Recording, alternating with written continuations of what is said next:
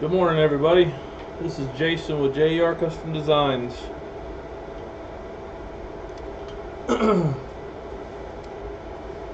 for this live broadcast, I'm doing some fiber laser work. I have a job that has a few knives. If you look over here, that's where it's set up at, and I'm using the table jig that I've made for this. It's a pretty simple design. It works really well. It allows you to get your angles right, get your angles set up, and makes a repeatability. So once everything's in there, you can just take what you have out, put a new one in, and you're good to go.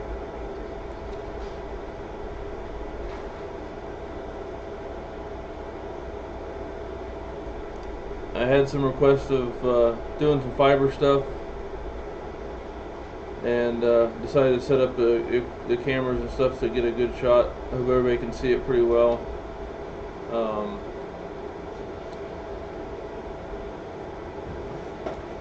So what I've got is I've got some Kershaw knives that I'm going to be engraving a logo into.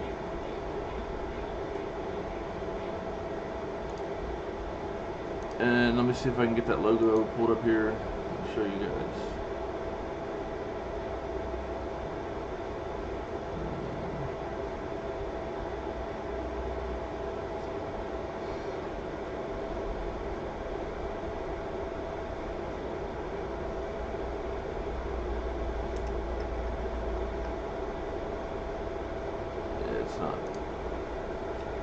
It's not coming up. I didn't have it set up ahead of time, but that's fine.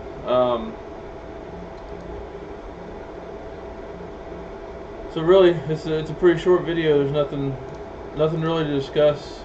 The design was already set up in CorelDRAW.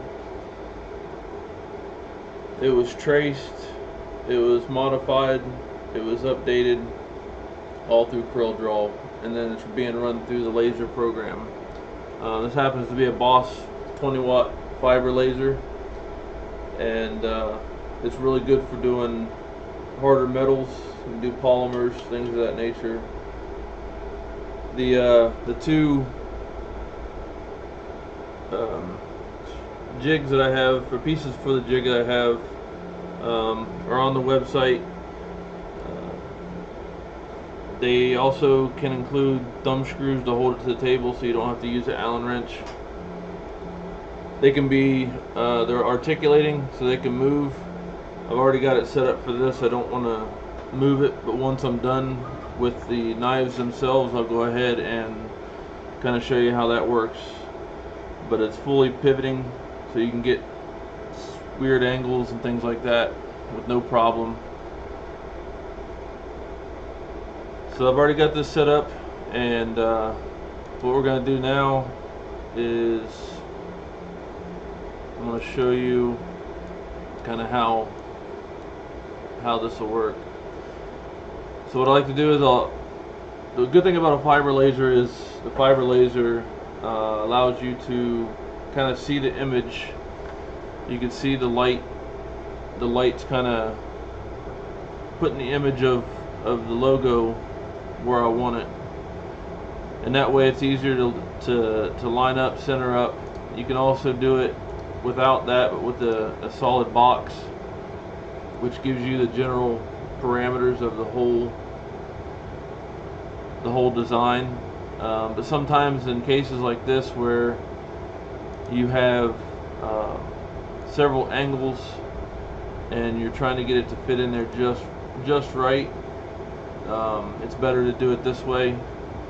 That way you know exactly what's going to happen, where the laser's going to hit, so you can have it centered exactly where you want it to be centered.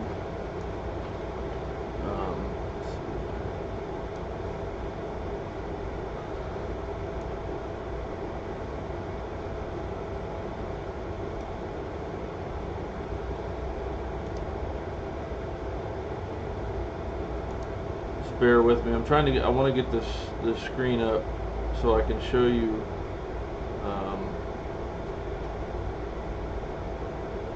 show you what I'm doing here. There it is. Alright.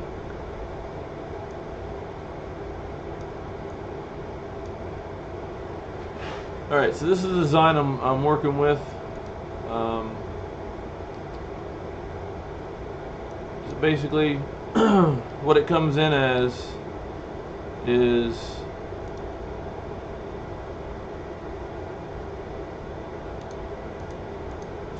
it comes in as a line drawing. Sorry.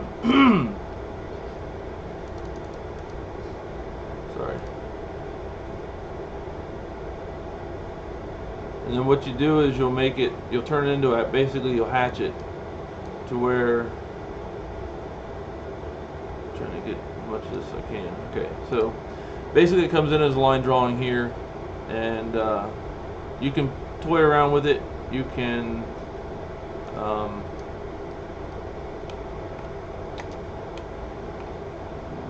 hatch out, and what hatching does is, if you're not familiar, it actually finds the voids in the drawing and creates the lines or the engraving to make that piece stand out. Luckily with this one here, all I have to do is go to hatch,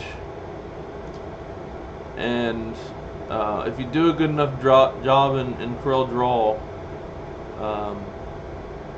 this will come out the way you intended it to. But getting that stuff set up first is pretty important. So once you have it hatched out, then what you got to do is you got to try to size it. Okay. So when you're trying to size it, let's see if I can get this here.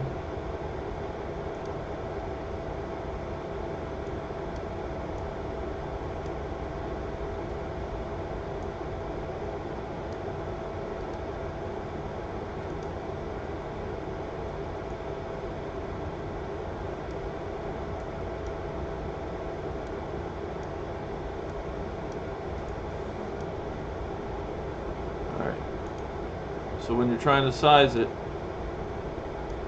you can run the machine, as I showed you earlier, to run that graphic on the whatever you're doing. This just happens to be knives. Once you get everything set and you're happy with the way it looks, all you got to do is you check your speeds over here. The default's 1500 millimeters a second, which is sufficient. It's a good place to start. I use 100% power and 20 kilohertz. You can always go up, or you can always do more passes. What you don't want to do is do too much, and then you end up ruining what you're working on. So once that's all done, got my knife set in the jig where I want it, and I'm going to go ahead and get a couple of these ready so we can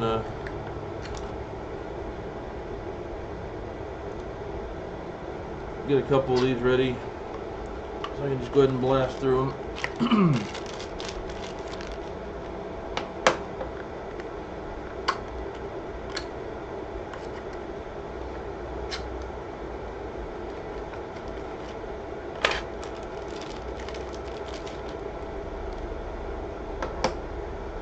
There's only 4 of them, so this will be quick.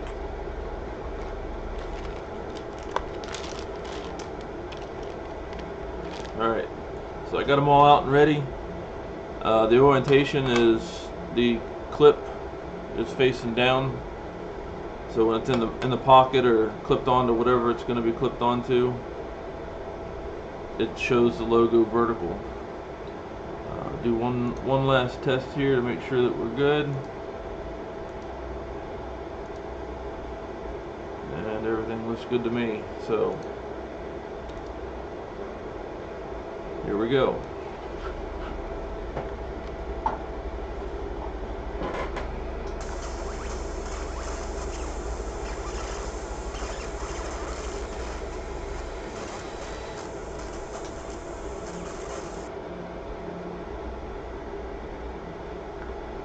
Alright, and there we have it.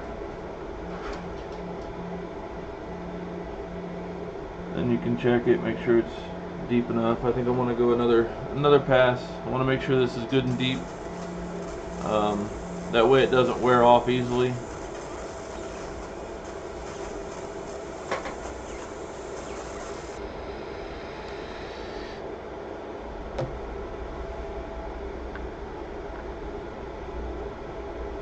And that, I think we got it. And what you do is just take, just use some Windex or whatever you have handy.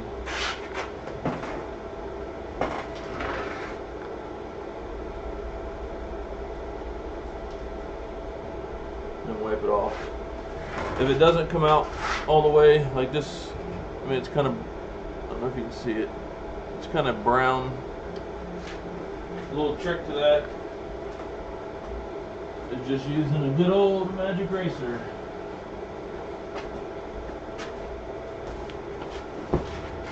Alright, just a regular magic eraser. Put a little bit of fluid on it.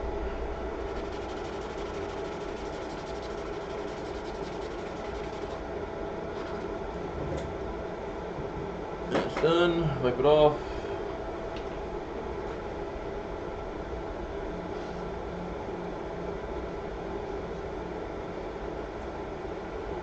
And there you have the finished piece.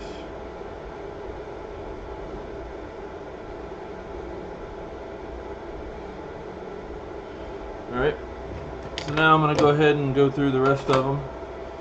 And with the jig in place, all I got to do, since all these are the same, is put it back where it was and let it do its thing. And again, I'll do this twice. That way it's consistent, gives good depth, and it won't wear off easily. Because you don't know how or what the people that are getting these are going to use them for, or how they're going to use them. So it's always best to kind of plan ahead for that.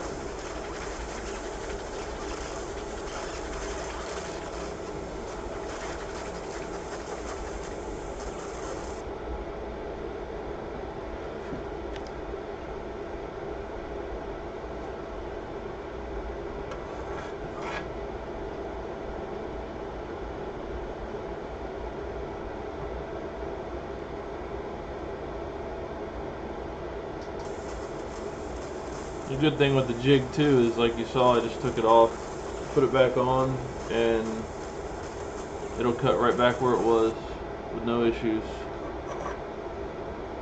Yep, see?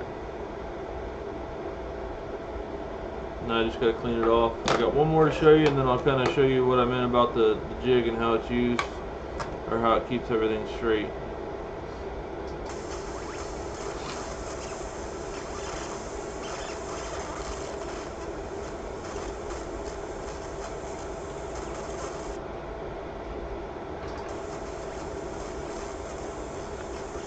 Again, sorry about the glare. I think it's just a camera angle.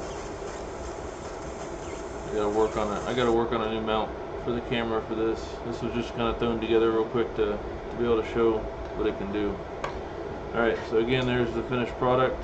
Less cleaning it off, so you get the residue off.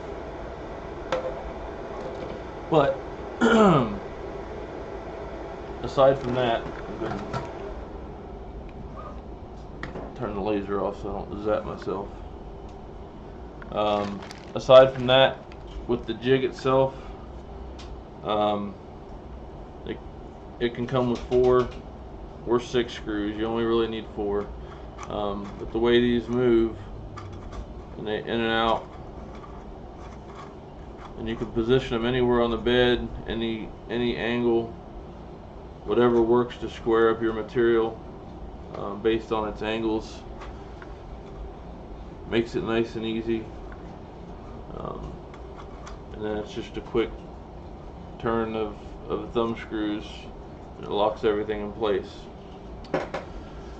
So at any rate, there's a quick little tutorial / work of engraving on a fiber laser. It's pretty quick and easy. It's kind of hard to do a nice time lapse or anything with a fiber laser because it does run so quickly. But I'll continue to put stuff up here. If you have anything that you would want to see done, please let me know. Like, share, subscribe, ring the bell if you're on YouTube. That way you get notified of new stuff that comes out. And like I said before, another video, I'll try to have something out at least once a week. But if I have enough stuff going on to where I can actually sit down and do more videos, I will. I have a couple requests in for some other stuff at the moment that I'm going to go ahead and start getting set up for, to show how that works, and go from there. But anyways, I hope this was somewhat enjoyable, maybe educational. I don't know. Like I said, this is just me sharing with you some of the things I'm doing and how I'm doing it. And if it helps you, it helps you. That's awesome. That's what I hope to accomplish from this. If it doesn't, and you're bored, you've seen it, you know how to do it, that's fine too. Thanks for at least watching. And until next time, have a good day, have a happy Easter, and everybody be safe.